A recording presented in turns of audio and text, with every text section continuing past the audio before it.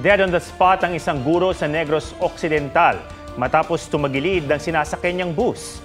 Nasa kurbadang bahagi ng kalsada sa bayan ng Don Salvador Benedicto ang bus nang mawalan ito ng preno batay sa investigasyon ng pulisya. Pag-umayari ng Bacolod LGU ang bus na may sakay na mahigit 30 guro at ilan nilang kaanak. Pauwi na sila mula sa team building activity nang mangyari ang aksidente. Wala pang pahayag ang bus driver.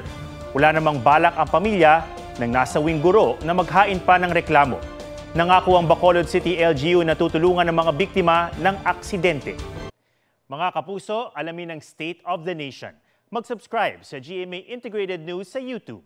Sa ating mga kapuso abroad, samahan niyo kami sa GMA Pinoy TV at sa www.gmanews.tv.